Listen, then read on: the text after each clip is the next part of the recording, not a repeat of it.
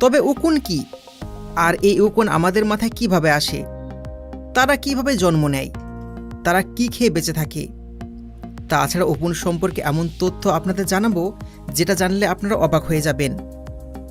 উকুনের গোটা জীবনচক্র নিয়ে আজকের আমাদের এই ভিডিও। আর এই উকুন থেকে কি করে মুক্তি পাওয়া যেতে পারে এই বিষয়ে কিছু গোপন ট্রিক্স অ্যান্ড ট্রিক আপনাদের জানাবো। অধিকাংশ সময় দেখা গেছে বাচ্চার বয়সে একটু বেশি মাত্রায় উকুনের উৎপাত দেখা যায়।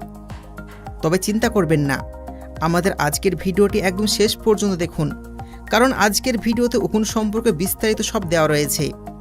তো চলুন শুরু করা যাক, কিন্তু তার আগে ভিডিওতে একটা লাইক করে দিন।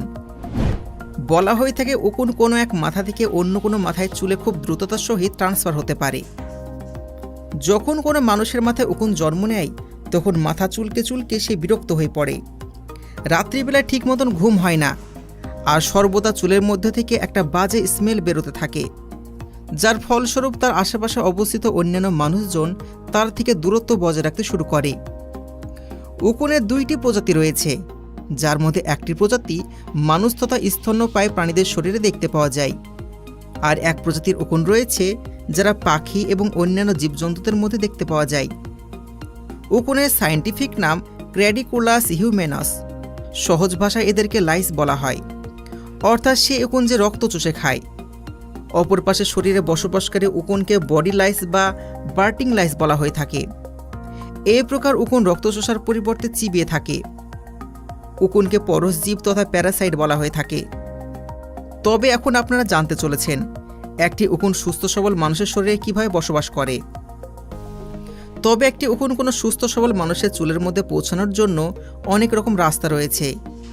একসঙ্গে খেতে বসে, একসঙ্গে ঘোরাফেরা এবং একসঙ্গে ঘুমানোর ফলে এই উকুন এক মাথা থেকে অন্য মাথায় স্থানান্তরিত করে। যে মানুষের মাথায় উকুন রয়েছে তার চিরুনি, কাপড় ও তোয়ালে ব্যবহার করলে যে কোনো সুস্থ সবল মানুষের মাথায় উকুন আসতে পারে।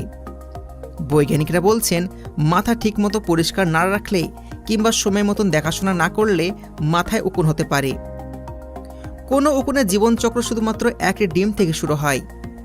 একটি মা উকুন একদিনে 5 থেকে 10টি ডিম দেওয়ার মতন ক্ষমতা রাখে।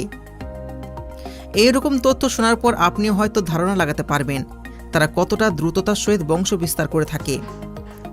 কোনো উকুনের ডিম সাদা এবং হলুদ রঙের হয়ে থাকে, তবে এই ডিমের আকার আয়তন এতটাই ছোট হয়ে থাকে যে যা চোখে দেখতে পাওয়া যায় না। উকুনের ডিমকে নাইটস বলা হয়। প্রায় 1 সপ্তাহ পর এই ডিম ফুটে বাচ্চা বেরিয়ে আসে। সদ্য জন্মানো বাচ্চার রং হালকা হলুদ হয়ে থাকে। জন্মানোর সাথে সাথে এই সকল উকুনের বাচ্চা রক্ত চোষা শুরু করে। প্রায় 1 সপ্তাহ পর এই